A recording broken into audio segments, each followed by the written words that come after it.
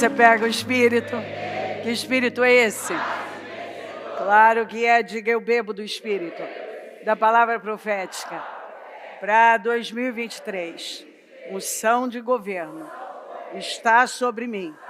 E eu estou governando para a glória de Deus. Amém? Sentem-se, por gentileza, louvado seja o Senhor. Obrigada, meu Deus, obrigada, meu Deus. Um pecado maior. Quem já em algum momento, por desconhecer, não disse, né, não tem diferença de pecado, mas a Bíblia diz que tem, Jesus disse que tem. Ele disse aqui para Pilatos, Pilatos disse assim para ele, você se nega a falar comigo? Disse Pilatos. Não sabe que eu tenho autoridade para libertá-lo e para crucificá-lo? E Jesus respondeu, não terias nenhuma autoridade sobre mim se esta não te fosse dada de cima. Que resposta, né? Pilatos está lá se gabando, você não vai falar comigo? Eu tenho a sua vida nas minhas mãos. E Jesus fala, você não tem não. Você só tem porque foi dado do alto. Porque há um propósito nisso. Então, na verdade, você acha que tem, mas você não tem, porque eu estou aqui porque eu quero estar. É diferente de você estar numa situação obrigado, e você está porque você entende o propósito daquilo. Então, você é capaz de ir. Você vai, por entender que aquele é o propósito. Isso faz toda a diferença. Eu não estou aqui obrigada, mas porque eu entendo que é a vontade do Senhor, é a vontade do meu Pai. Por isso, aí ele disse, aquele que me entregou a ti é culpado de um pecado maior. Um pecado maior. Então, a partir do momento que Jesus fala de um pecado maior, peraí, esse cara que me entregou a você, ele é culpado de um pecado maior. Então, eu preciso saber o que me coloca nessa condição de um pecado maior. Eu posso, então, cometer um pecado maior.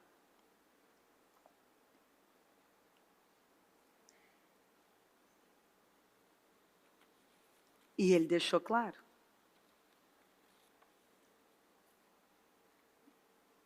Judas, ele conheceu.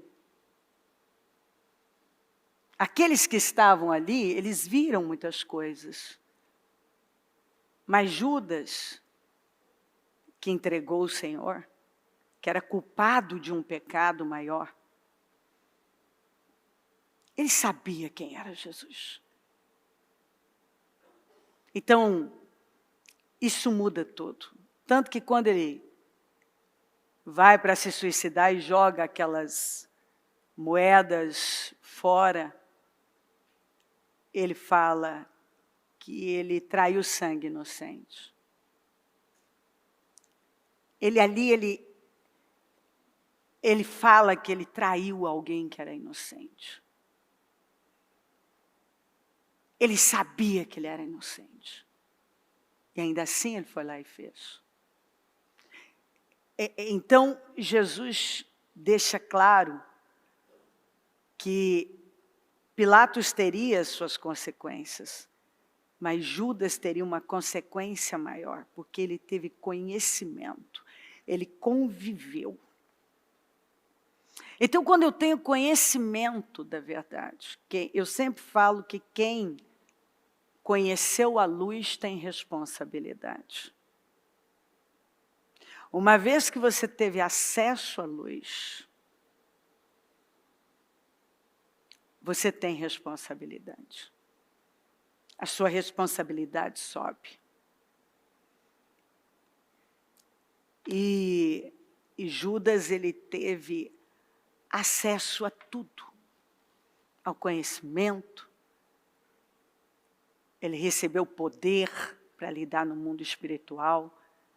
Porque às vezes a gente não passa por cima de que Judas expulsou demônios, curou enfermos, caminhou com Jesus por 3 anos. Ele recebeu muito. Judas foi um que encabeçou as críticas àquela mulher que derramou o melhor que ela tinha em Jesus, e ele tratou de desperdício, e os outros foram na onda. E ali Jesus disse, porque ele usou como argumento para justificar o seu comentário, a sua crítica, que se aquele perfume fosse vendido, teria dinheiro para ajudar muitos pobres. E o Senhor disse, pobres vocês sempre vão ter, mas a mim não. E ela teve uma boa atitude comigo. Ela me preparou para o sepultamento. Quer dizer, ela fez na hora certa, no momento em que ela teve oportunidade, ela derramou o melhor dela. No momento em que ela teve a oportunidade de fazer, ela fez. E ela entendeu que era para Jesus o melhor dela. O investimento maior tinha que ser nele. Mas os outros, começando por Judas, que a Bíblia fala que ele tinha dito isso, não porque ele tinha interesse nos pobres, está escrito lá, mas porque ele era um hipócrita e ele roubava as ofertas. E que coisa, Jesus não sabia disso? Sabia. Mas nós não podemos confundir a longanimidade do Senhor com impunidade. Ele estava tendo oportunidade, mas ele estava dando ocasião a Satanás. Porque ele mexia com as coisas sagradas, mas ao mesmo tempo, ele dava lugar ao mal. Ele era hipócrita, ele tinha intenções e motivações erradas, ele fazia as coisas por intenções e motivações erradas, ele tinha uma visão errada por conta do caráter dele. O caráter dele não foi transformado, mas ele estava lá. E ele teve acesso, e ele viu, e ele ouviu, e ele participou. Então Jesus falou, não, você tem autoridade sobre mim porque foi dado do alto. Mas tem alguém que tem um pecado maior. Porque esse cara comeu comigo, teve comigo. Ele sabe da verdade, ainda assim. Ele permitiu que Satanás tomasse o coração dele. Então, quando a gente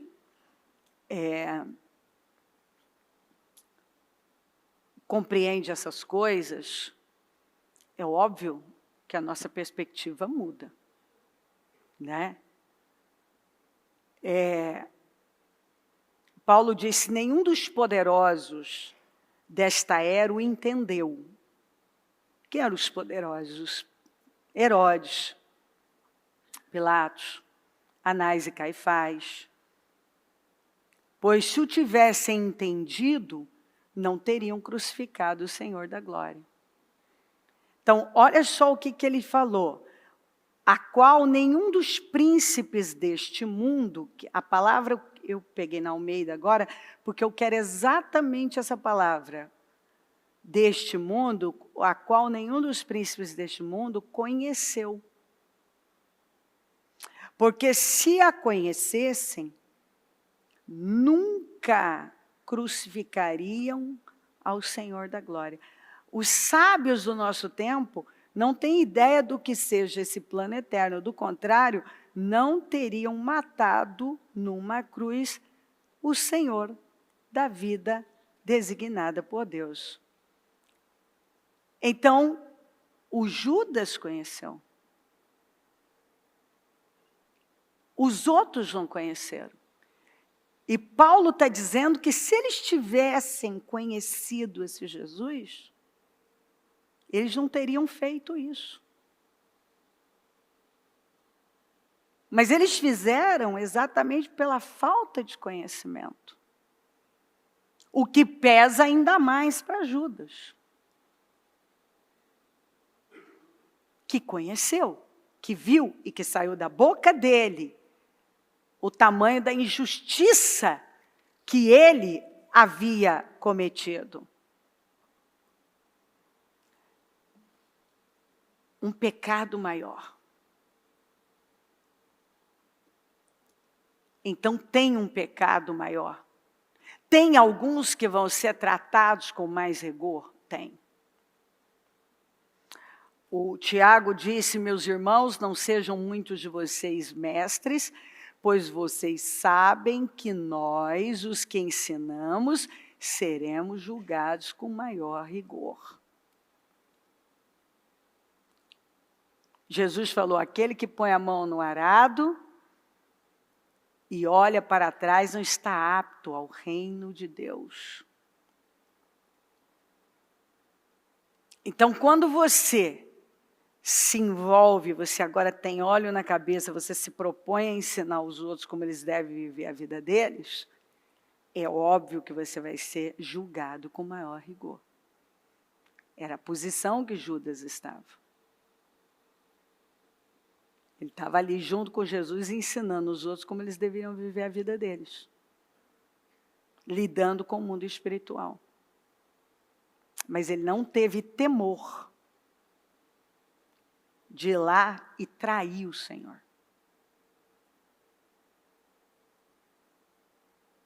E você sabe que esses dias eu falei que eu já vi gente, e eu tenho pessoas assim na igreja. Gente que roubou, que matou,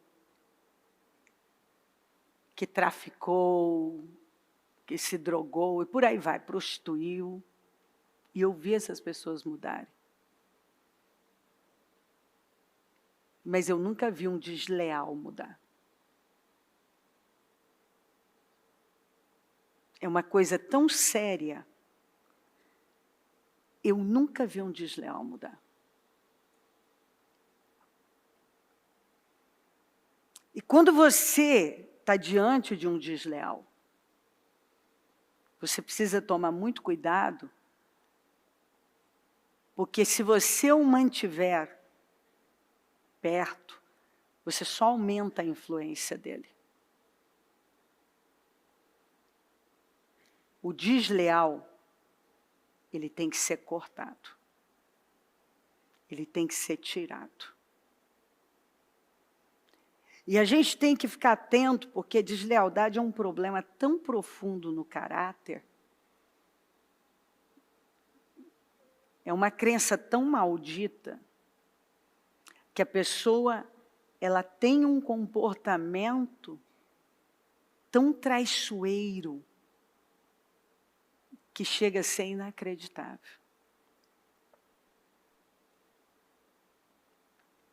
Isso é um problema que está lá no caráter. E se não é tratado, isso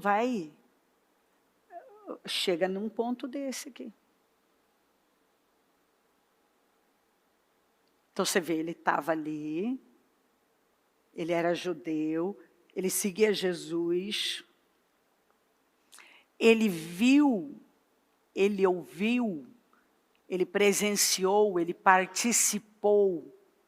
E, no entanto, a Bíblia fala que Satanás tomou o coração dele e ele buscava oportunidade para atrair Jesus. Está escrito, quando eu leio essa frase, ó, e ele buscava. Ele não buscava mudar, ele não buscava ser diferente, ele buscava a oportunidade. Olha que tragédia. A pessoa busca a oportunidade de trair o outro. Oportunidade de ser desleal. De apunhalar. Então, Jesus falou que ele cometeu um pecado maior.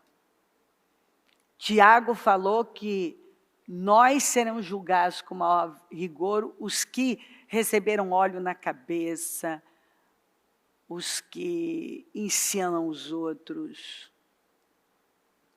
Paulo disse que se aquelas pessoas, aqueles príncipes soubessem, conhecessem o Senhor, não teriam matado numa cruz.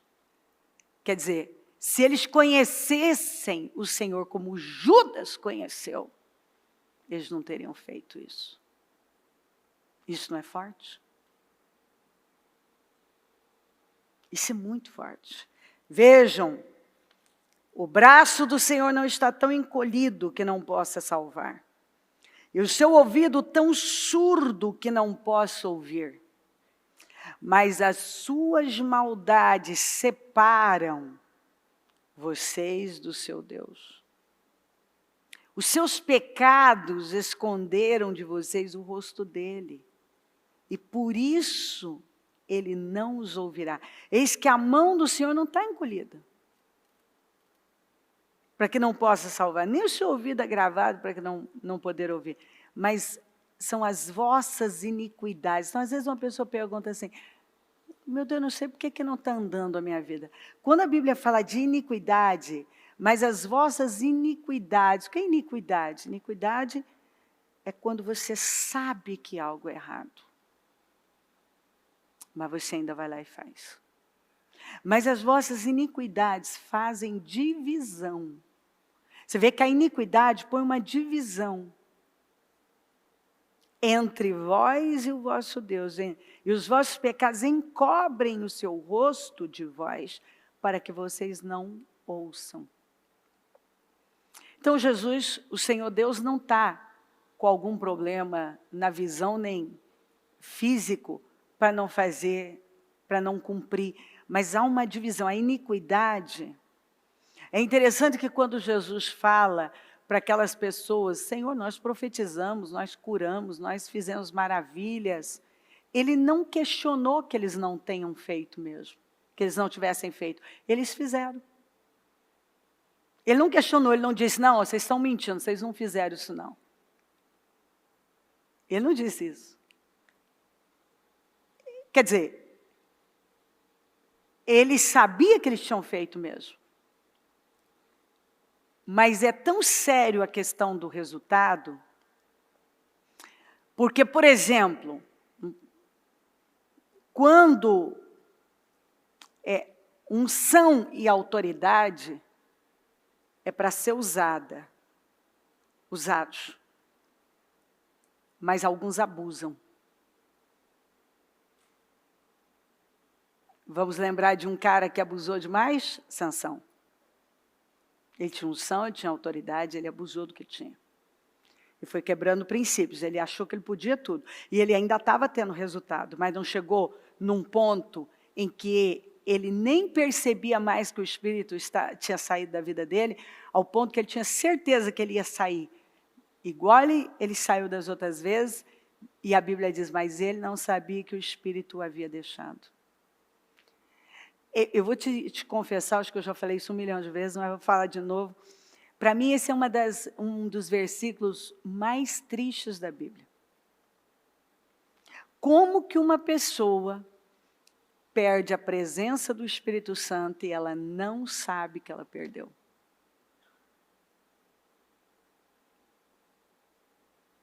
Como que uma pessoa não tem mais o Espírito Santo com ela e ela nem se dá conta disso?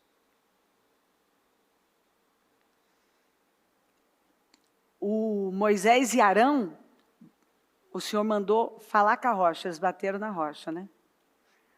Teve resultado, saiu água, mas eles perderam o destino. Eles não entraram na terra. Então você vê que às vezes você está fazendo um negócio, você está tendo resultado, mas não significa que Deus está apoiando. Então o Senhor não disse para eles que eles não tinham feito. Não, vocês não curaram coisa nenhuma, vocês não operaram maravilhas, coisa nenhuma, vocês não fizeram nada disso, não. Ele não falou, mas ele disse, apartem de mim, porque eu não conheço vocês. Apartem de mim, vocês que praticam a iniquidade. Quer dizer, vocês até fizeram, mas vocês são praticantes do pecado. Vocês têm iniquidade na vida. Vocês têm uma prática, porque tem diferença de pecado, de você pecar e ser um praticante do pecado. Porque, na verdade, todos nós pecamos. Mas a diferença está em ser um praticante ou não.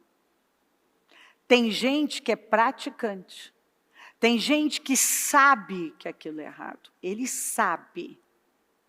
Ele conhece a palavra, ele leu, ele ouviu, ele estava naquele culto, ele tem conhecimento. Mas ele ainda faz daquele jeitinho que a carne dele quer. Ele faz o contrário do que a palavra de Deus está mandando fazer. Ele pratica conscientemente. Aí está o grande problema.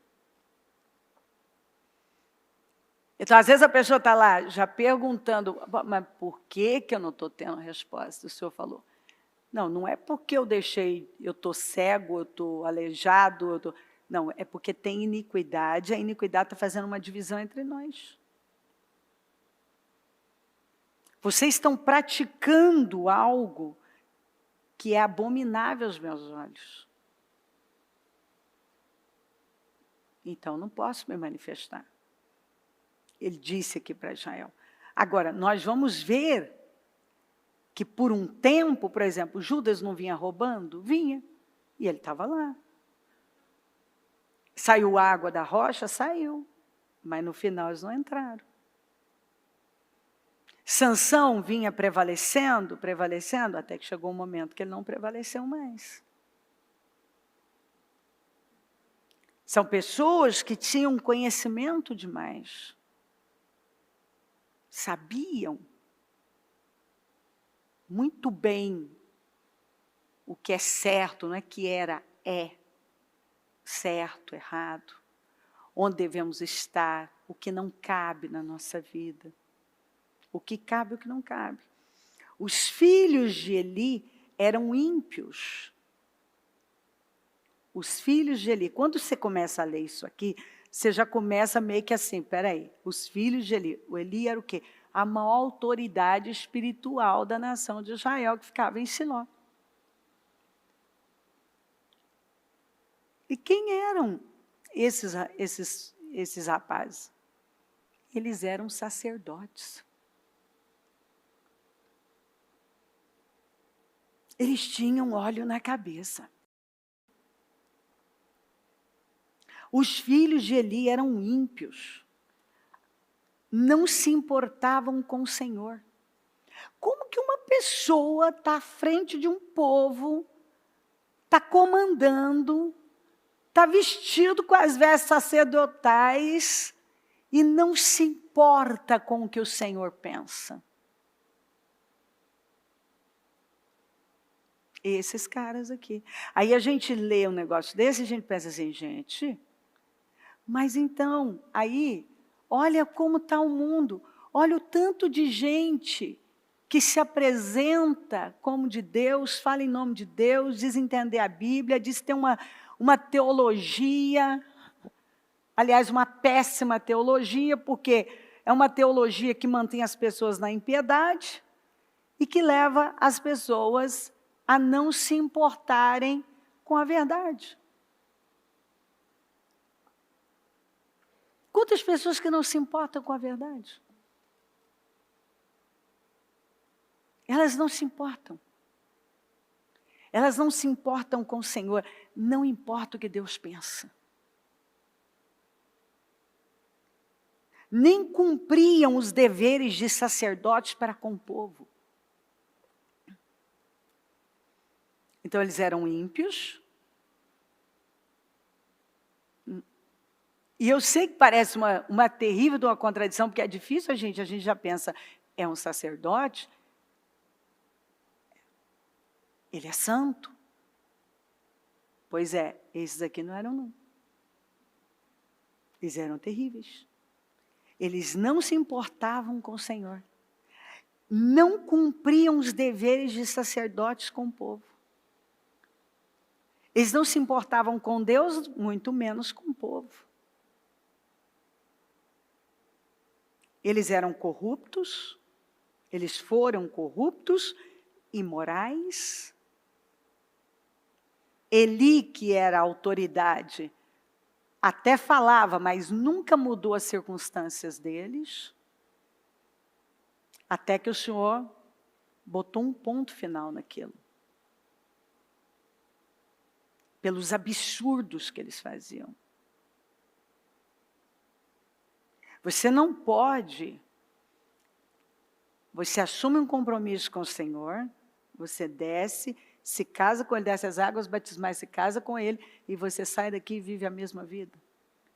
Você diz que quer fazer algo para o reino, mas você não está disposto a abrir mão daquele estilo de vida ímpio?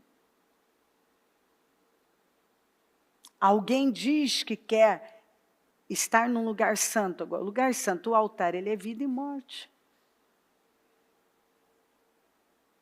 Como é que você pisa num lugar como esse, sem ter consciência de que isso aqui vai, se você tiver alinhado com Deus, você vai sair mais poderoso, mas se você estiver desalinhado, isso vai drenar você, vai matar você aos poucos.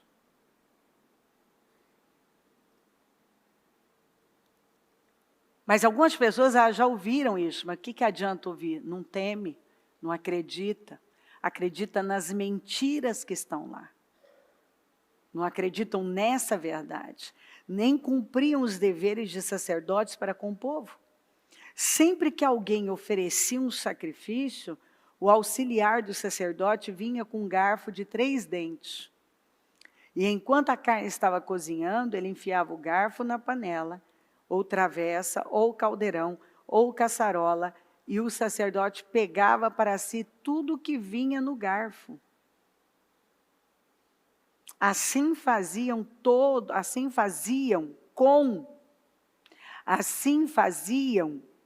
com todos os israelitas que iam a Siló. Já parou para pensar? Todo mundo que ia para a igreja tinha sua oferta lesada?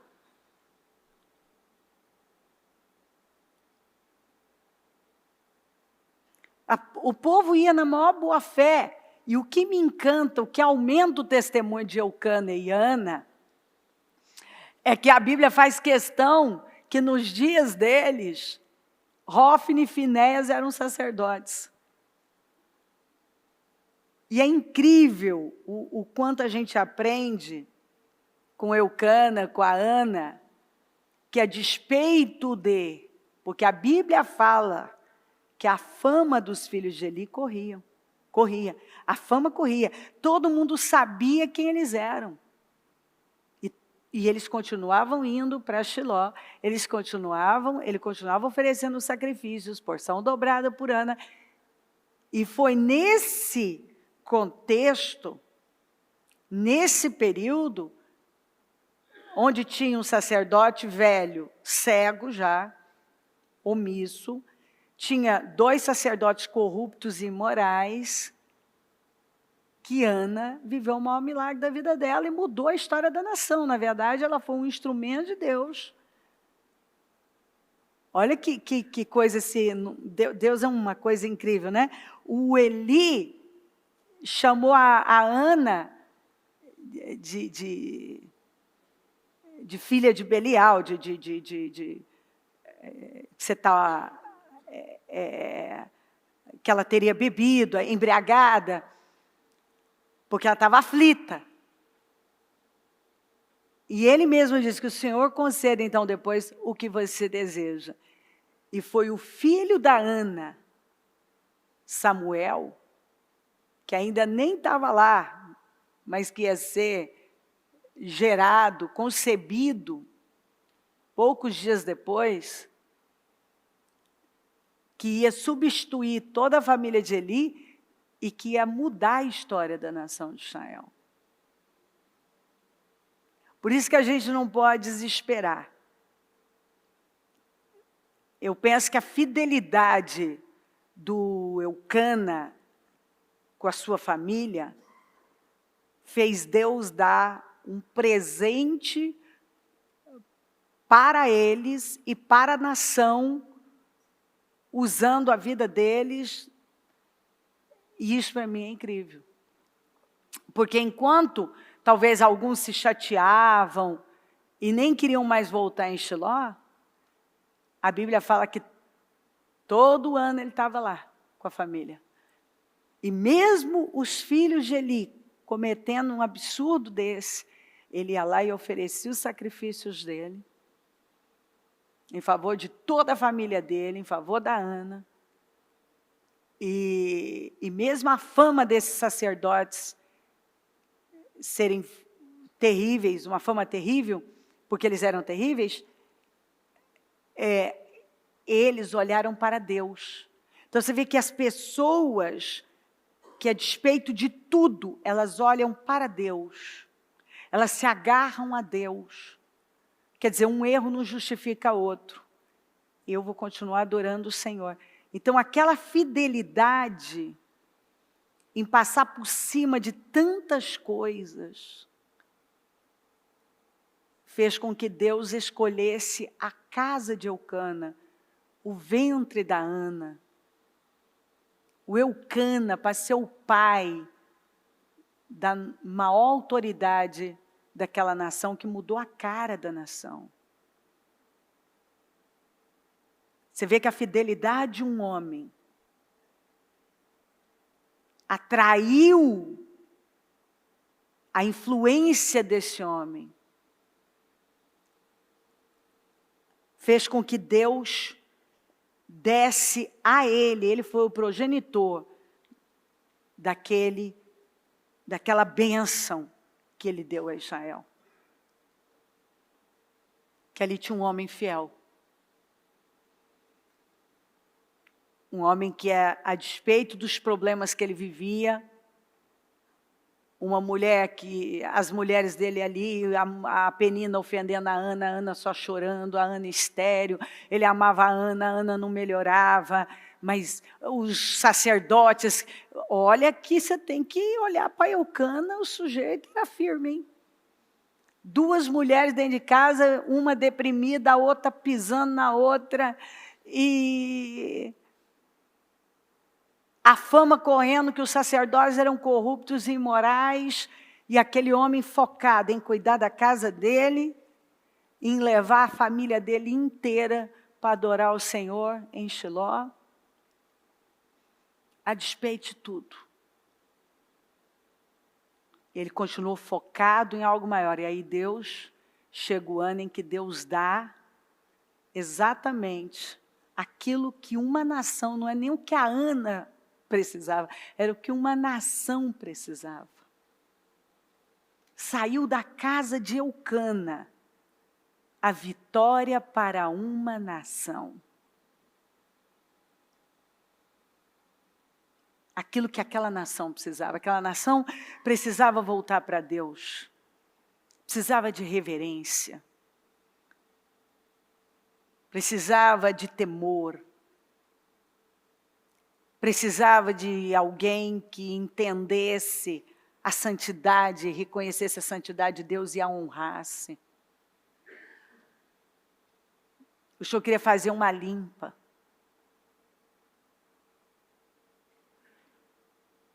E às vezes parece que demora, mas Deus está trabalhando e está dando oportunidade das mudanças acontecerem, porque Ele prometeu para Eli que nunca faltaria um sacerdote, um descendente dele, mas chegou um momento que o Senhor disse, não tem como, eu vou honrar quem me honra. Você não me honra. Você não me honra. Eu vou honrar quem me honra. E olha que coisa interessante, né?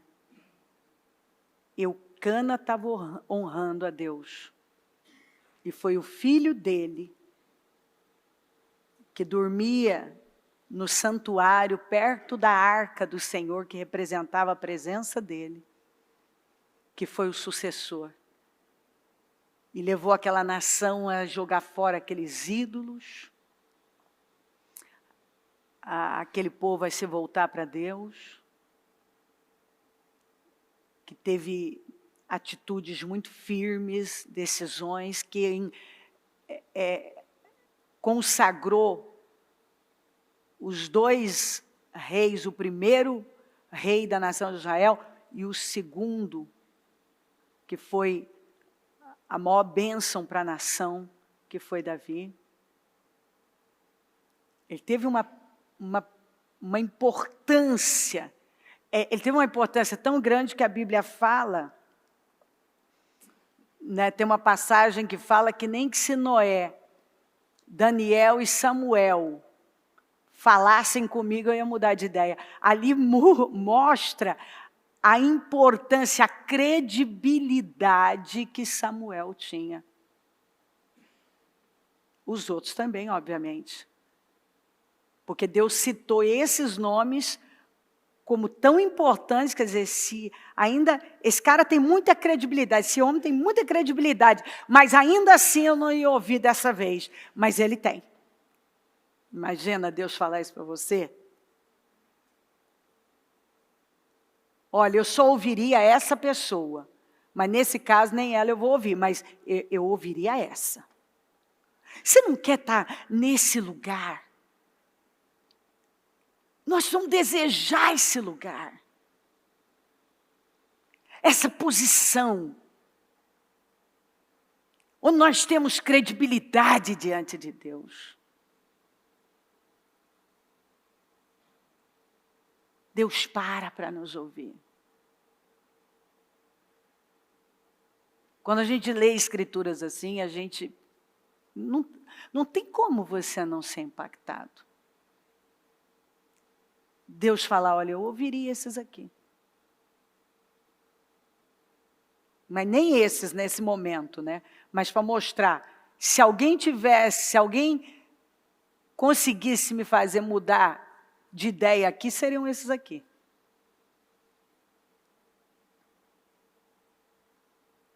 Então isso para mim é uma mensagem tão forte.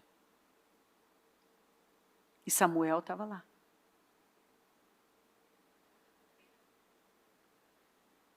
E os filhos de Eli tiveram a oportunidade, Eli teve a oportunidade de fazer um bom trabalho como pai? Teve, foi negligente. Teve a oportunidade de fazer um bom trabalho como sacerdote? Teve, foi negligente. Esses rapazes tiveram a oportunidade de fazer a diferença, ser uma nova geração cheia de vida? Tiveram. Mas não tinham caráter para isso. Não tinham. Então, eles lesavam os israelitas, mas antes mesmo de queimarem a gordura, vinha um auxiliar do sacerdote e dizia ao homem que estava oferecendo o sacrifício, dê-me um pedaço desta carne para o sacerdote assar. Ele não aceitará de você carne cozida, somente crua. Se o homem lhe dissesse, deixe primeiro a gordura se queimar, e então pegue o que quiser, o auxiliar respondia, não. Entregue a carne agora, senão a tomarei à força. É assim que eles lidavam. Eles tomavam à força as ofertas do povo. O pecado desses jovens era muito grande. A vista, o pecado desses jovens era muito grande à vista do Senhor, pois eles estavam tratando com desprezo a oferta do Senhor.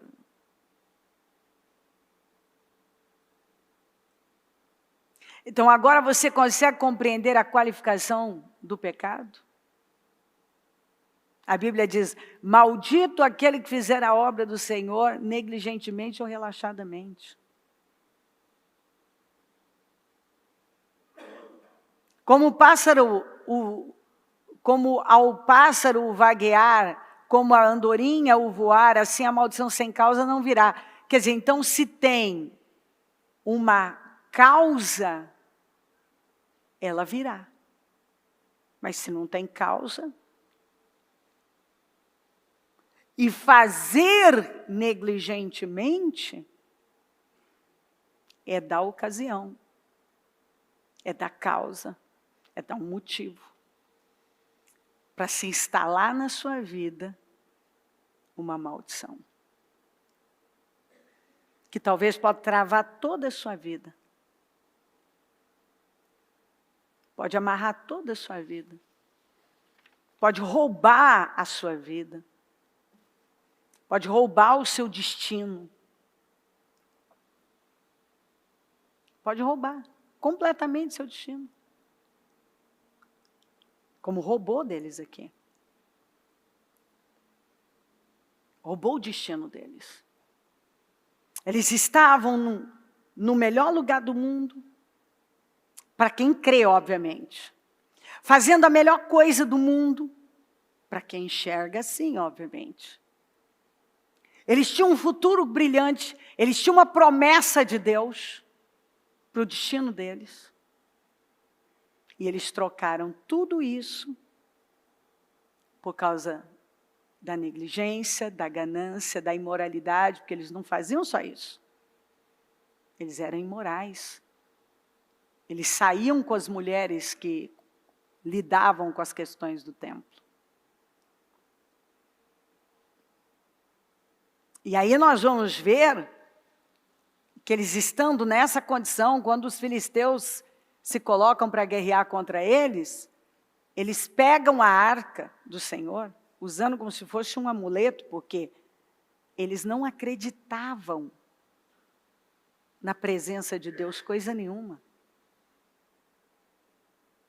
Tem gente que pega a Bíblia, bate na Bíblia, cita os versículos, mas na prática ele não acredita. Ele não acredita. Aí ele leva para a guerra. Eles levaram para a guerra. O que aconteceu? Perderam a guerra, morreram. Os filisteus tomaram a arca. A mulher de Finéias está grávida, entra em trabalho de parto. Dá à luz um menino e dá o nome de Icabode. O que quer dizer? A glória de Israel se foi. O menino sem glória, uma geração sem glória. Aí veio uma geração sem glória. Por quê? Porque começou no avô, que foi um omisso, um negligente, e os filhos seguiram naquela linha corrupta e imoral, agiram de forma ímpia, lidando com as coisas sagradas.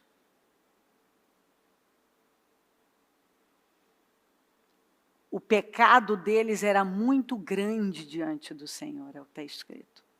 Porque eles conheciam, eles sabiam o que era certo, eles estavam nas entranhas da coisa. Eles conheciam as entranhas e, no entanto, eles passavam por cima de tudo.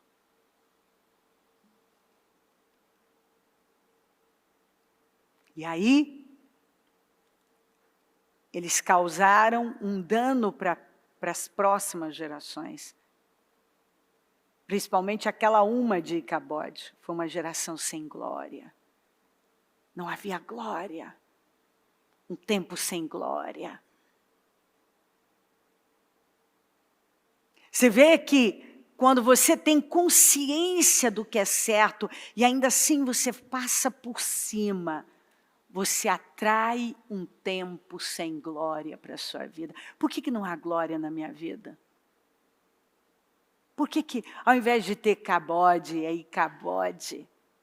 ao invés de ter cabode, um peso de glória na minha vida, tem cabode sem glória? Por que a minha vida está sem glória? Vamos voltar um pouco, vamos ver o que nós temos plantado, como nós lidamos com as coisas sagradas. Será que nós tivemos conhecimento da verdade e passamos por cima dela? E lidamos de forma negligente, imoral.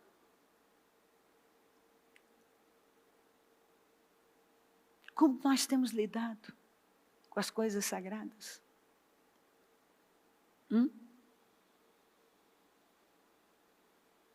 Eu sei o que é certo.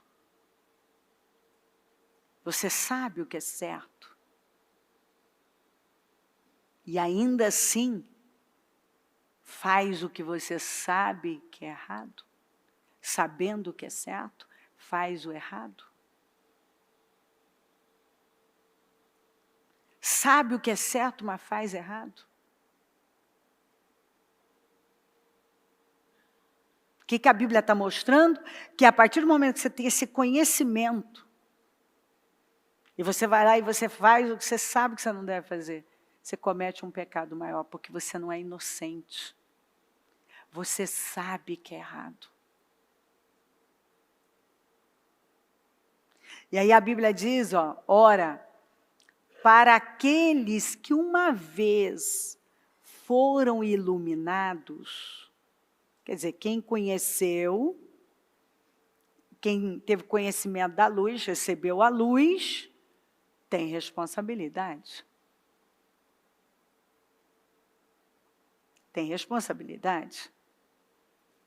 Ora, para aqueles que uma vez foram iluminados, você já foi iluminado, você recebeu a palavra, provaram o dom celeste, tornaram-se participantes do Espírito Santo, experimentaram a bondade da palavra de Deus e os poderes da era que há de vir, mas caíram. Se essa palavra não mexer com você, realmente não tem o que fazer. Mas caíram. Vamos juntos? Mas caíram. É impossível que sejam reconduzidos ao arrependimento, pois para si mesmos estão crucificando de novo o Filho de Deus, sujeitando-o à desonra pública. Então eu recebi a palavra e eu tive acesso à luz, a todo o conhecimento, eu vi, mas aí eu jogo tudo isso fora e cedo uma vontade, faço uma bobagem, peco contra o Senhor. Você vê que dependendo do nível dessa pessoa, é impossível que ela seja reconduzida ao arrependimento. E arrependimento é a única forma de salvação. Como é que você pode ser salvo se você não se arrepender? Você precisa do Espírito Santo para se arrepender.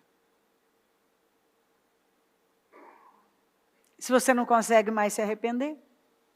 Você não vê que tem gente que um dia viveu uma vida com Deus, teve experiência com Deus, de repente toma um rumo errado e descamba e faz coisas piores do que quando era ímpio. Está mais ímpio agora do que antes. E não consegue voltar, não consegue se arrepender. Aí a pessoa, tem umas pessoas que elas não têm um pingo de sabedoria, não têm conhecimento bíblico, E às vezes elas usam essa expressão, depois eu peço perdão. Como se, eu peço perdão, tá bom, eu posso dizer, me perdoa. Ué, o que é uma palavra se isso não saiu do profundo do meu coração? E se eu não tiver o Espírito Santo me reconduzindo ao arrependimento, como é que eu vou me arrepender? E se eu não me arrependo, não tem salvação. E arrependimento é mudança. É metanoia. E ele continua, ele diz que, pois para si mesmos estão crucificando de novo o Filho de Deus, sujeitando a desonra pública, porque óbvio que sim. Outro dia eu estava lá, falando lindo de Jesus, maravilhoso Jesus, Jesus maravilhoso, e agora está lá, nadando no pecado. Está crucificando Jesus de novo. Aí o mundo olha isso, tem gente que devia, sim, tirar tudo quanto é rede, sumir do mapa, porque é um escândalo. É aquele tipo de gente que envergonha Deus, envergonha todo mundo. Então, um dia ele quer Deus, outro dia ele não quer Deus, um dia ele está lá falando de Deus, tentando mostrar que Deus é isso, Deus é aquilo, e dando lição de moral nos outros, para os outros irem para Deus. Aí dá um tempo, já está lá na bagunça, não quer saber de Deus. Aí de repente aparece que é Deus.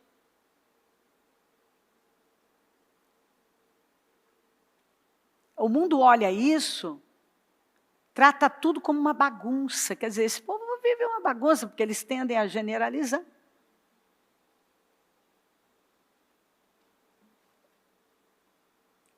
Então, uma escritura como essa tem que fazer as pessoas pensarem. Isso aqui está falando do pecado maior. Um pecado maior. Pode levar uma pessoa, quer dizer, eu tenho conhecimento, eu sei o que é certo, eu recebi a luz,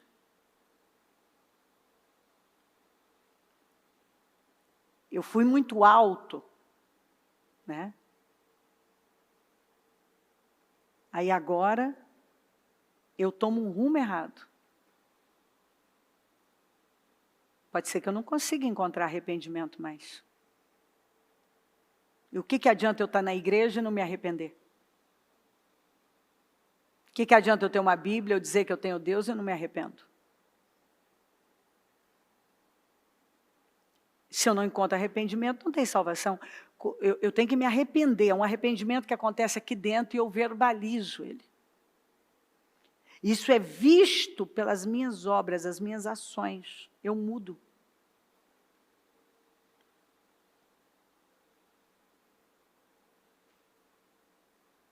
Eu creio em Jesus. No meu coração eu confesso com a boca. Essa é a obra da justificação. Não é por obras. É pela fé em Jesus. Mas as pessoas confundem a obra da justificação com a santificação. A santificação é uma coisa que depende das minhas decisões, das minhas escolhas. Eu tenho que tirar essa roupa suja e andar em santidade. Mas aí eu posso dizer que eu crio em Jesus. E até criei, mas não me arrependi dos meus pecados. Eu não quero abandonar o pecado. Eu até creio, eu creio que ele existe, eu creio que ele foi na cruz, eu creio nisso, mas eu não temo a ele.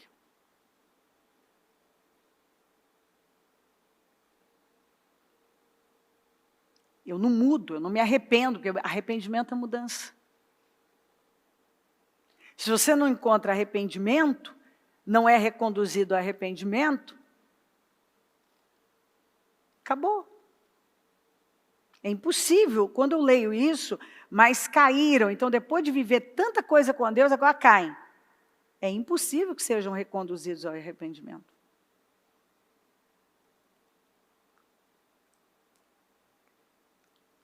E eu já vi gente, ao ler um negócio desse, não é a palavra da Cléo, hein? É a palavra de Deus.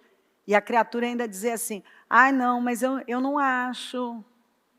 Eu não acho. E aí você pensa assim, tá bom, mas a Bíblia não é. Você não pode pautar a sua vida por achismos. Tem uma palavra aqui. E Jesus falou que nem um tio, nem um jota ficarão sem seu cumprimento.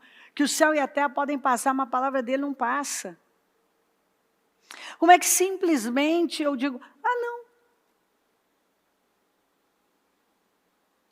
Não é bem assim.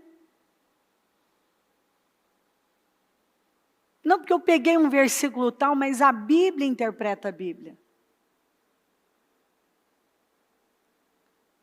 Quem interpreta a Bíblia é a própria Bíblia. A Bíblia interpreta a Bíblia. Então, se você não entendeu algo, vai e continua que você vai ver a Bíblia dando interpretação àquilo que você já leu. A verdade é que a Bíblia fala que na cidade santa não entra nada impuro. Nada impuro.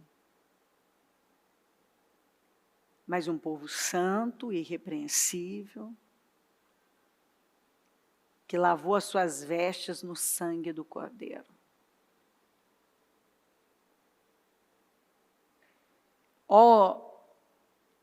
No dia seguinte, Moisés disse ao povo, vocês cometeram um grande pecado. Vocês cometeram um grande pecado, aqui fala do bezerro de ouro. Mas agora subirei ao Senhor e talvez possa oferecer propiciação pelo pecado de vocês. Assim Moisés voltou ao Senhor e disse, que grande pecado cometeu este povo. Fizeram para si deuses de ouro, grande pecado. Então você vê que tem um grande pecado. Depois de uma pessoa saber, esse povo conhecia Deus, viu todos os milagres, toda a glória, viu o amor de Deus. E agora, do nada, fazem um bezerro de ouro e estão lá se prostrando diante dele. Então você vê que isso para Deus é um grande pecado. Depois que a pessoa veio, conheceu, recebeu o conhecimento, experimentou do poder de Deus, aí ela vai e joga tudo para o alto. A Bíblia diz que ela comete um grande pecado. E assim, eu posso ler escrituras e escrituras para você, que mostram a gravidade de você ter um conhecimento de Deus, você receber a luz e você permanecer no pecado. Você saber que há algo errado e você continuar fazendo. Jeroboão recebeu 10 tribos de uma vez só e a promessa de que o Senhor daria a ele uma casa firme. Mas por questões políticas, a Bíblia fala em 2 Reis 17, 21, quando o Senhor separou Israel da dinastia de Davi, os israelitas escolheram como rei Jeroboão, filho de Nebate, que induziu Israel a deixar de seguir o Senhor e o levou a cometer grande pecado. Quando Israel deixou de ir para Jerusalém adorar o Senhor e aceitou o sistema corrupto, dominador de Jeroboão, e seguindo o exemplo de Arão, construiu 2 bezerros, e colocou um em Dan e outro em Betel, e o povo, e criou um culto parecido. É engraçado, você estuda a passagem de Jeroboão, você vai ver que ele criou tudo parecido, sacerdotes, levitas, o culto, tudo, todo o sistema, tudo, mesma coisa que acontecia em Jerusalém, no templo do Senhor, ele criou ali uma imitação. Mas a adoração era aos bezerros. Então você vê que isso não mudou. Se as pessoas estão sempre em busca de alguma coisa que parece com Deus e tal, mas não exige, não tem as mesmas exigências. E foi um grande pecado. Porque eles sabiam o que é certo, não o que era certo, não. É o que é certo agora, foi lá, é agora, vai ser amanhã.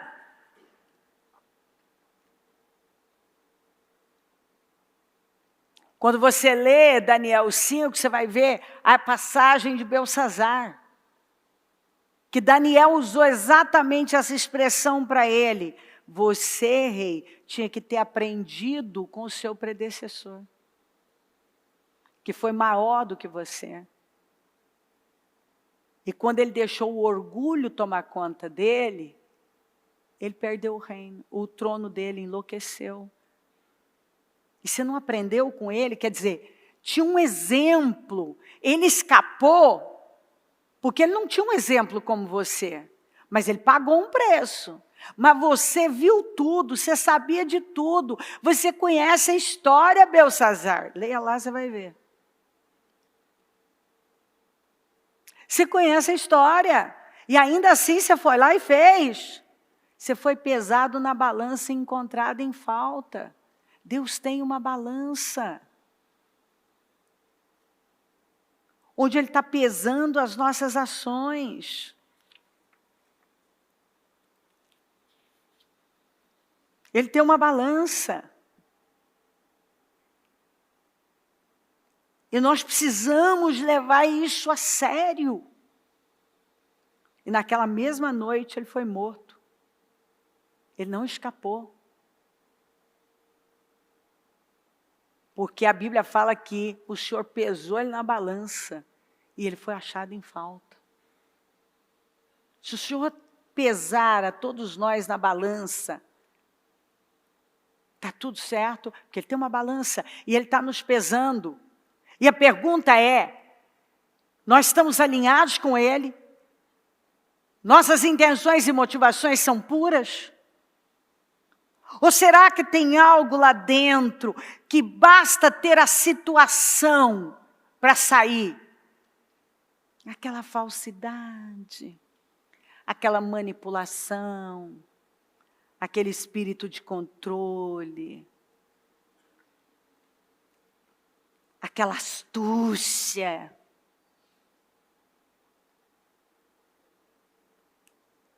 A vontade vem e a pessoa está pendendo para aquela direção que ela não pode, que ela sabe que é um caminho de morte. Beltsazar mandou trazer os utensílios do templo.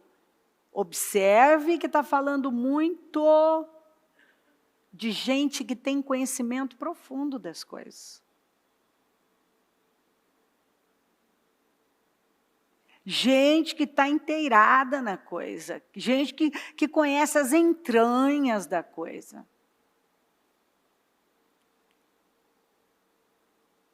E aí ele mesmo tendo conhecimento de que ele não podia, ele sabia que ele não podia, mas sabe aquela coisa? Eu vou fazer esse mesmo. E ele profanou o que era santo. Ele zombou de Deus em fazer aquilo. Em lidar com as coisas sagradas da maneira que ele lidou. Você não pode lidar com o que é sagrado com irreverência, isso vai cobrar caro de você. Você não pode fazer como Jeroboão, usar as coisas e as pessoas a seu bel prazer. Você não pode. No mundo que nós estamos vivendo, tem de tudo, mas esse não é o correto. E quando você diz assim, então eu vi, mas aquela pessoa está tendo resultado, então. Sansão estava tendo ainda. Arão e Moisés e Arão também tiveram quando bateram na rocha. Também tiveram. Mas e no final? E depois? Inicialmente, o reinado de Jeroboão foi um reinado onde tinha dinheiro. Vamos falar de parte econômica? A parte econômica ia bem.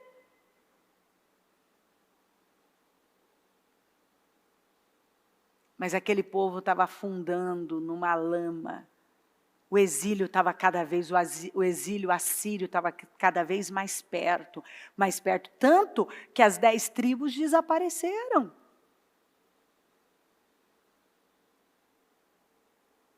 Esse povo desapareceu.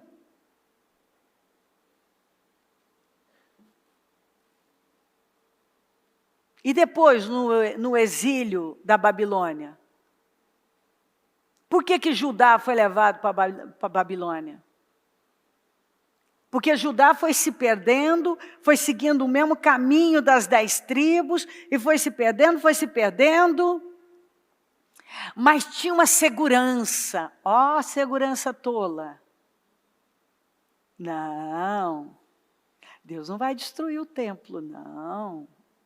Não, Deus não vai destruir Jerusalém, não. Que isso? Um templo desse? Não.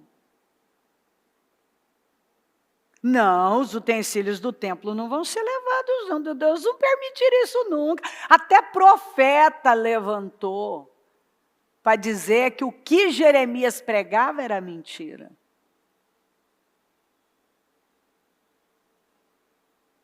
E Nabucodonosor cercou, derrubou, destruiu, levou o povo cativo.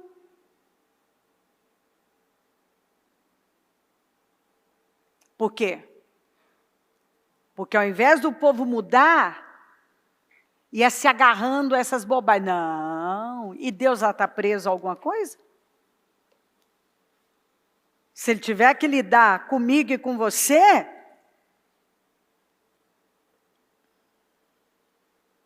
a Bíblia diz, o que despreza a palavra de Deus virá a perder-se. Mas o que respeita os seus mandamentos será bem-sucedido. O que despreza a palavra de Deus virá a perder-se. Mas o que respeita os seus mandamentos será bem-sucedido. Então aí você olha, se você olhar para o mundo, tem muita coisa acontecendo. E as pessoas vão vivendo do jeito delas, como elas querem, do jeito que elas acham.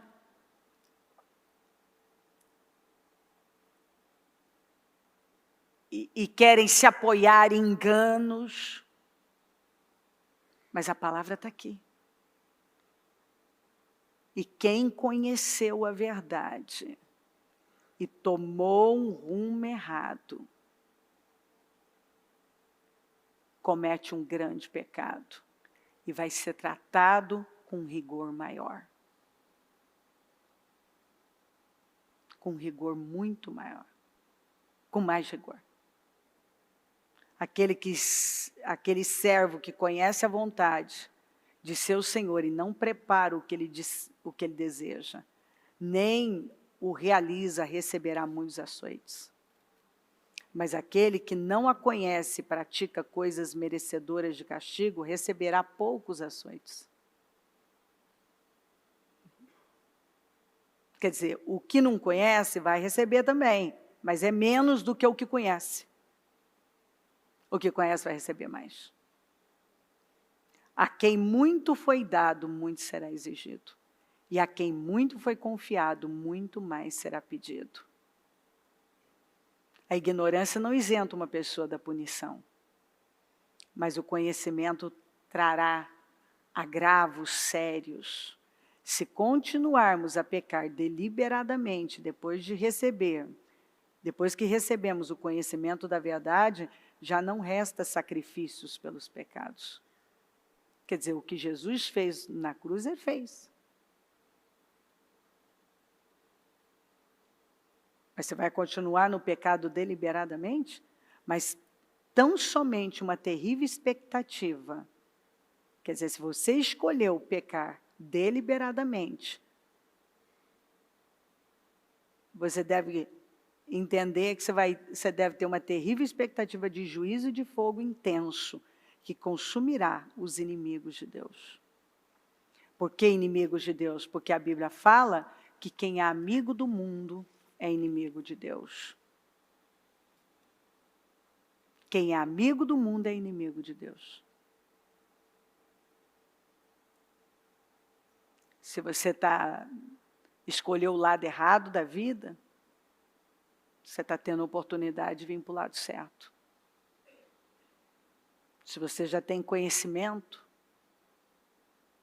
você vai ser cobrado com mais rigor. Pedro disse, se tendo escapado das contaminações do mundo por meio do conhecimento de nosso Senhor e Salvador Jesus Cristo, encontram-se novamente nelas enredados e por elas dominados, estão em pior estado do que no princípio. Quer dizer, o segundo estado é pior. Teria sido melhor que não tivessem conhecido, eu não preciso nem pregar, não tem que explicar isso aqui, eu só leio para vocês e já entendem. Teria sido melhor que não tivessem conhecido o caminho da justiça, do que depois de o terem conhecido, voltarem as costas para o santo mandamento que lhes foi transmitido. Então, olha aqui, ó, confirma-se neles que é verdadeiro o provérbio. O cão volta ao seu vômito. E ainda, a porca lavada volta a revolver-se na lama.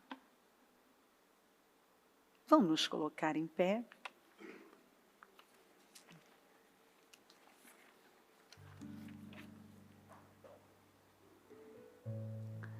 Com a mão no coração.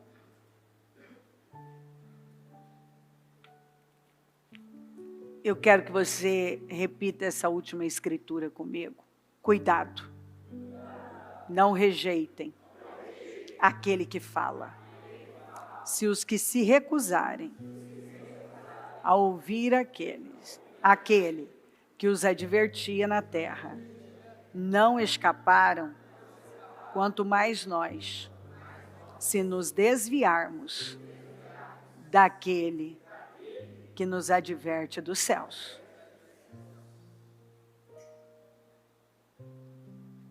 Quer dizer, não rejeitem aquele que fala. Se os que se recusaram a ouvir aquele que os advertia na terra não escaparam, quanto mais nós, se nos desviarmos daquele que nos adverte dos céus.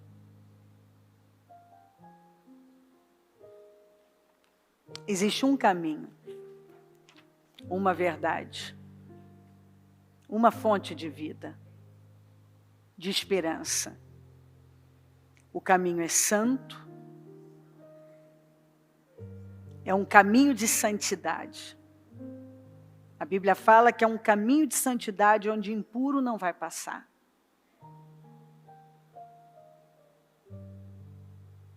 E quando nós temos essa consciência, nós recebemos isso. É uma loucura você pender para a direção errada, abrir precedentes, você fazer concessões.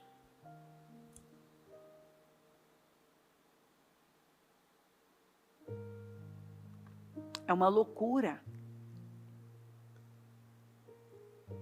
Às vezes a gente vê pessoas cometendo essa loucura. elas, ao invés de ser aquela luz que brilha no meio das trevas, ela começa a ser engolida pelo lugar, pelas pessoas. Ao invés dela ser a fonte de mudança, aquele instrumento de Deus para mudar a cultura daquele lugar, ela começa a sucumbir ao lugar, a ser engolida pelas pessoas. Nós estamos aqui, queridos, para ir contra a cultura. E não para sermos subcultura.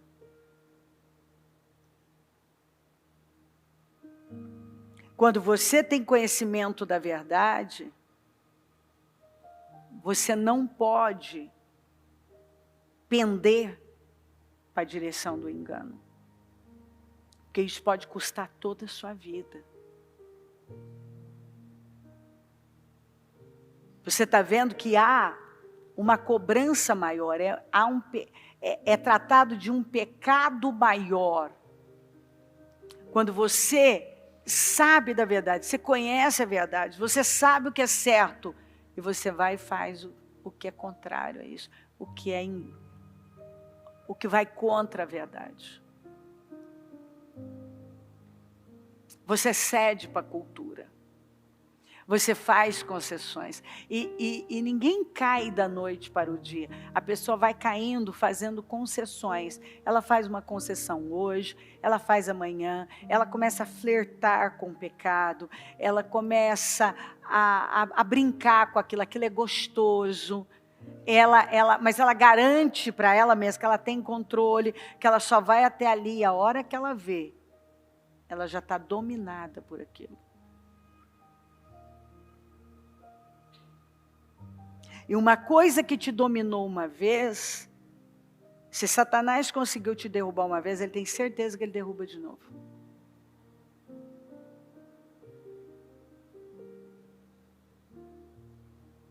Ele quer controlar você através das suas paixões. E assim, aquilo que sempre foi uma inclinação, ele vai continuar trabalhando para te levar para aquela mesma direção. E às vezes, sabe, a gente vê gente repetindo, crente, repetindo a história dos familiares.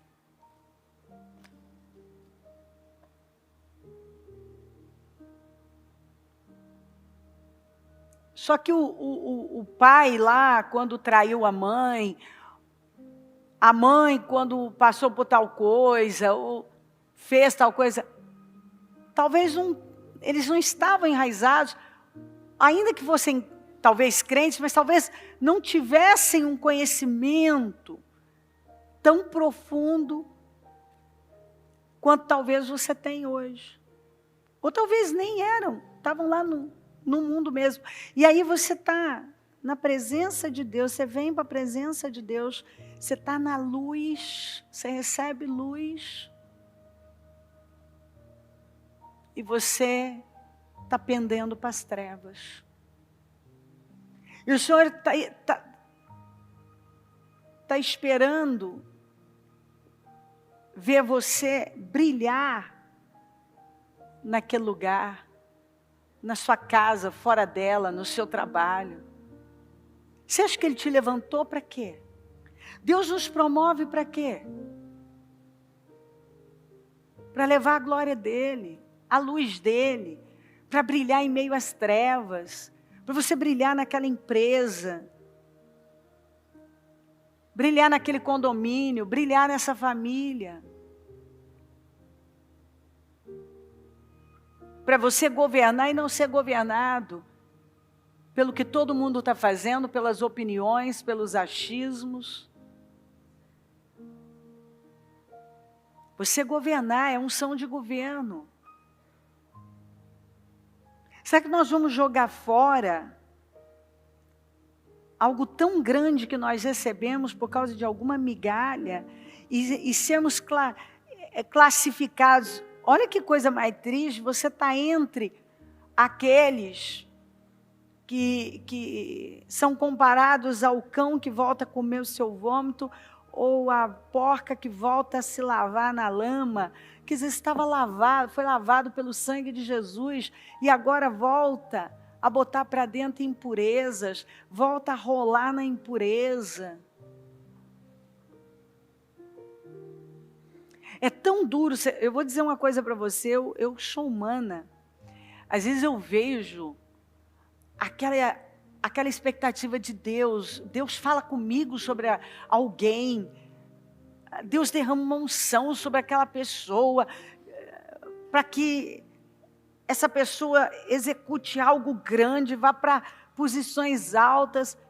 E quando você vê essa pessoa trocando essa coisa grande por uma bobagem, por uma porcaria, sabe? Caindo no vício, no laço do diabo e se envolvendo na pornografia, cedendo para a lascívia,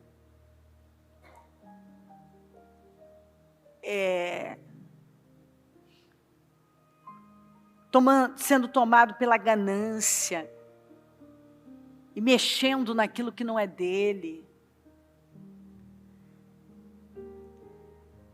tentando manipular pessoas.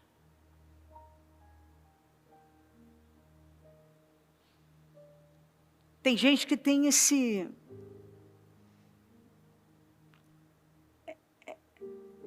é dominada por essa força demoníaca. Ela não sabe viver sem manipular os outros, sem dominar os outros. É uma obsessão, porque o que está lá dentro é uma insegurança maldita. Pessoa tão insegura, que ela não faz o que ela tem que fazer, e ela se incomoda quando ela vê alguém fazendo, ela tem medo do outro ganhar uma posição alta, então ela já começa a querer cortar aquela pessoa, ou controlar aquela pessoa de alguma maneira.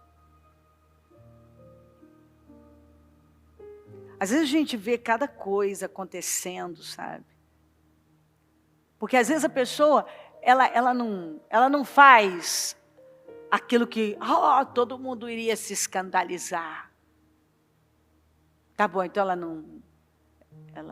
não está fazendo os pecados que todo mundo considera pecados, e são.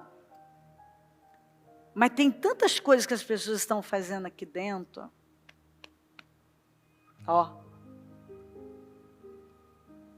Intenções e motivações erradas. Jesus falou que basta você desejar você cometer adultério com uma pessoa. Ou seja, há um grande equívoco em muita gente. Aqui você pode ter uma aparência de santidade, de uma vida correta, mas aqui dentro, talvez não há integridade, verdade no íntimo, pureza. Porque enquanto as nossas motivações e intenções não se tornam puras, nós não podemos dizer que há pureza dentro de nós. Porque eu posso fazer a coisa mais certinha, perfeitinha aqui fora. Se as minhas intenções e motivações não forem corretas, significa que eu não tenho um coração puro.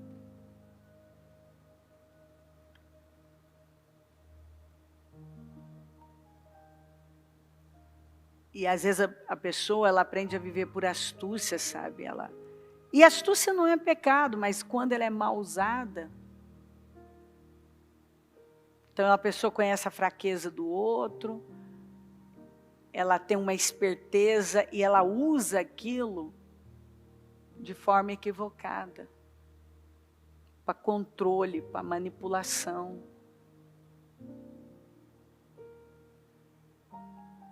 Para esconder a verdade.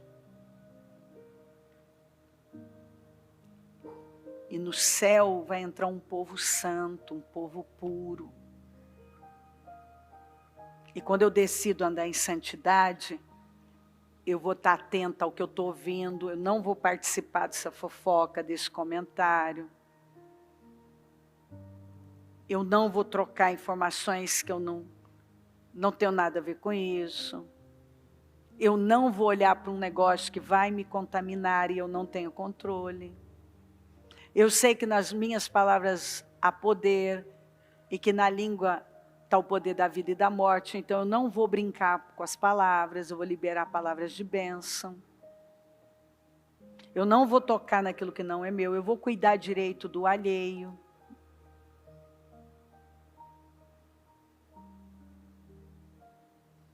Eu vou abençoar o outro.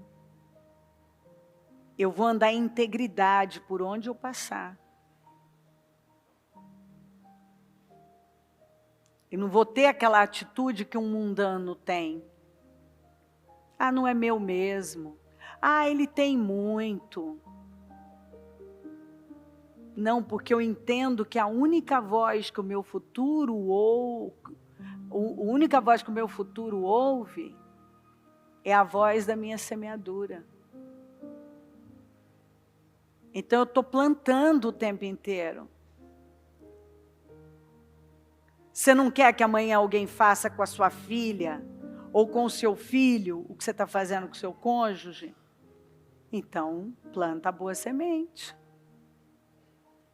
Como que você gostaria que tratassem você? Jesus falou. Faça ao outro o que você quer que seja feito a você. Como que você quer que as pessoas cuidem das suas coisas? Cuida das coisas dos outros. Como você quer que as pessoas tratem seus filhos? Trata os filhos dos outros. Tudo é semente, meu filho.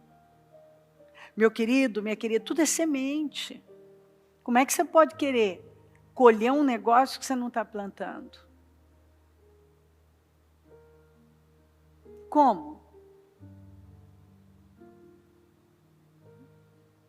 Então assim, ó, promoção vem de cima para baixo, tá? Como é que eu quero ser promovida se eu não honro quem está acima de mim? Obviamente começando por Deus, mas nós temos autoridades.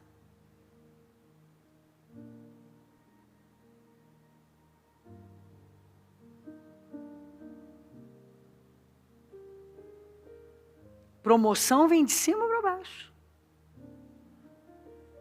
Mas se eu não honro quem está acima de mim, mas eu tenho certeza que eu estou no caminho certo. Então tem muita coisa que pode roubar o meu destino e roubar a minha vida eterna. E se não tiver pureza no meu coração, no céu não entra coisa impura. E eu não sou salva pelas obras, mas para boas obras.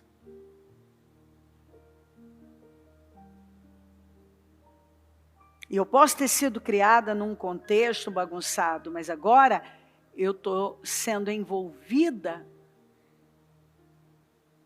por um outro espírito, que me leva a viver uma grande vida. Então agora eu não vou andar mais por sentimentos, por emoções, eu não vou fazer o que eu tenho vontade, eu vou fazer o que eu estou aprendendo. E eu sei o que é certo, eu recebi a luz, eu não posso ir lá e fazer o contrário. Eu não posso. Eu não posso me envolver num negócio que eu estou vendo que Deus não está nisso. Ou seja, todos que tinham um conhecimento profundo, do que era certo e errado, cometeram um pecado maior quando fizeram o contrário. Vai receber mais açoites. Não adianta a gente passar por cima, ignorar, num mundo onde não se pode mais pregar contra pecado, não pode, gente, tem que pregar a palavra, tem que ensinar a palavra, você tem que ficar com a palavra, Jesus vai voltar. Se esse mundo caótico não mostra para você que nós estamos caminhando para o fim, então não tem mais o que fazer.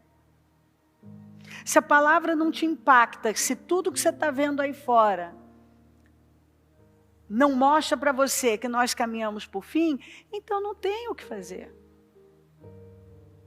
A vida é feita de escolhas, agora só tem um caminho que leva à vida eterna. Um caminho. Ele é estreito. E ele é um caminho de santidade, e por ele não passa nada impuro. Então, com a mão no coração, você pode... A gente sabe o que está acontecendo com a gente.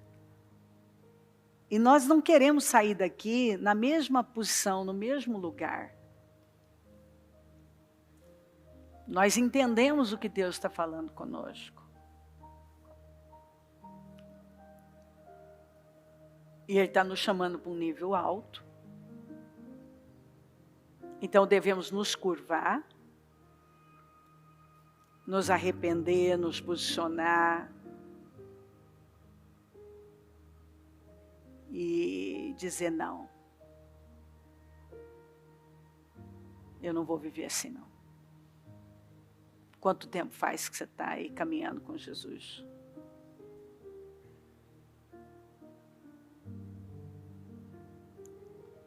Nós não podemos lidar com as coisas santas de qualquer maneira.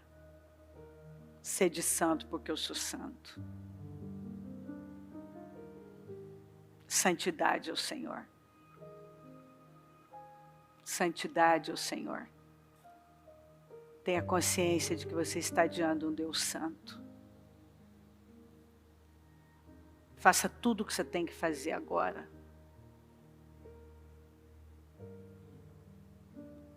Porque você não tem o ontem, você não tem amanhã, você tem hoje.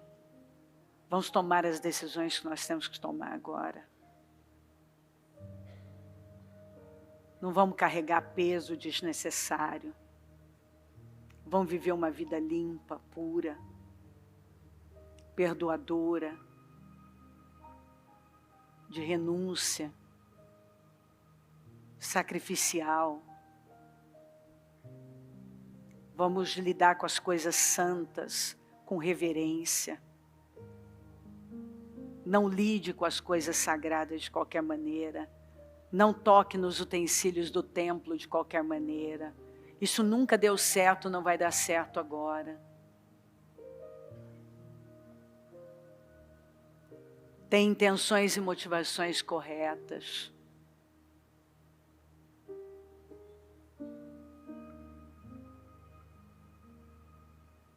Quem tem conhecimento da verdade e faz aquilo que sabe que é errado, comete um pecado maior. Quem recebeu a luz tem responsabilidade. Espírito Santo, aqui estamos nós. Nós rasgamos nosso coração. Nós dependemos do Senhor. Nos guarda do engano, da hipocrisia, da falsidade, das intenções e motivações erradas. Nos guarda da vaidade, do orgulho. Nos guarda da autossuficiência. Nos guarda da vontade própria. Que foi o que derrubou Lúcifer, o orgulho, a vontade própria.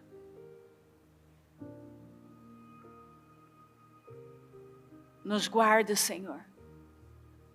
Principalmente aqueles, Senhor, que estão numa posição de ensinar, onde é exigido um exemplo. O pai tem que ser exemplo para o filho. O líder tem que ser exemplo para os seus liderados. O chefe tem que ser exemplo. Aquele que está numa posição de destaque,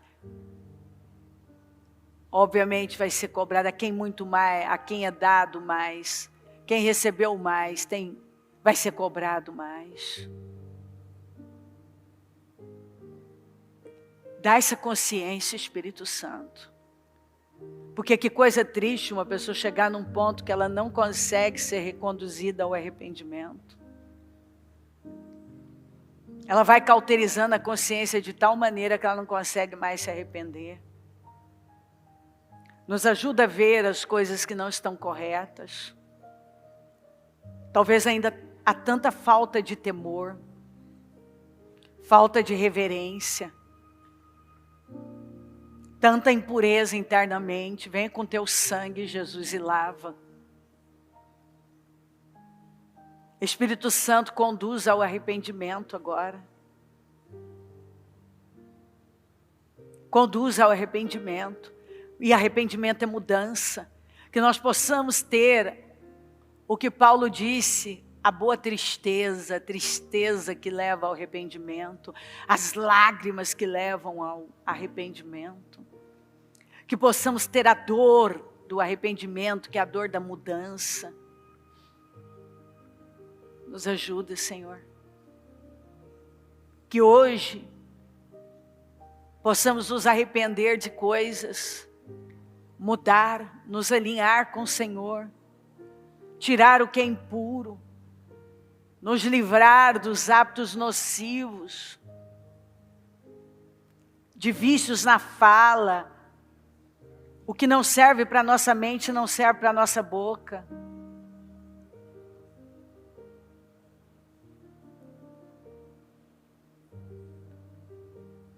Tem misericórdia, Senhor. O Senhor nos chamou para vivermos num nível alto, para sermos irrepreensíveis, para termos um caráter irrepreensível, um temor que nos consome. Que coisa triste uma pessoa saber o que é errado e ainda continuar fazendo. Não, Senhor. Que hoje as coisas sejam mudadas aqui.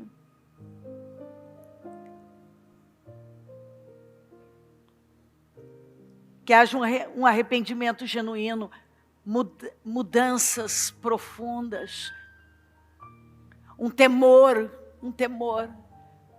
porque o essencial para a vida do homem é temer o Senhor. Que as pessoas lidem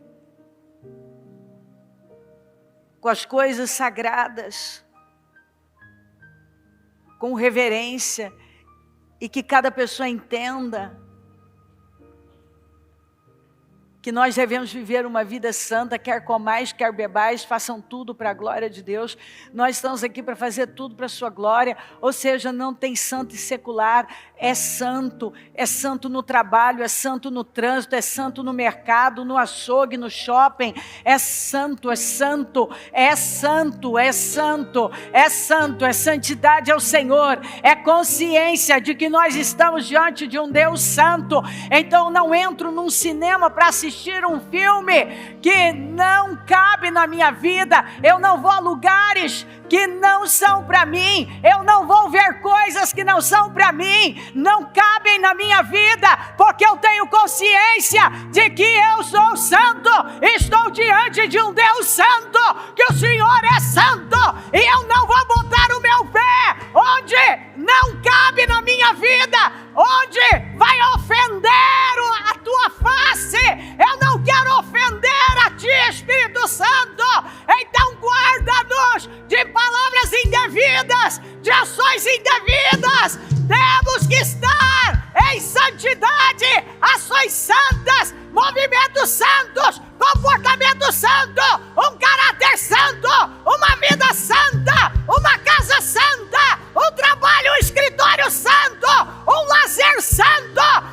santidade ao Senhor é consciência, é ter consciência de que estamos diante de um Deus santo.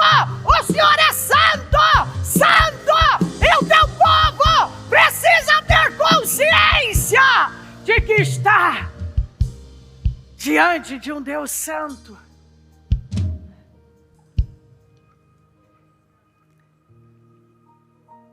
E nada que não está debaixo da luz pode ser tratado de santo. Se não tem luz, não pode ser tratado de santo. Se eu tenho que fazer nas trevas e eu não posso fazer na luz, eu não posso tratar de santo.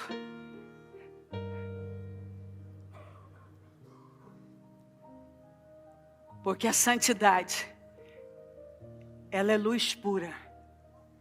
Ela ilumina. Onde há santidade há luz. Onde não há santidade há trevas. Onde há santidade há luz. Onde não há santidade há trevas.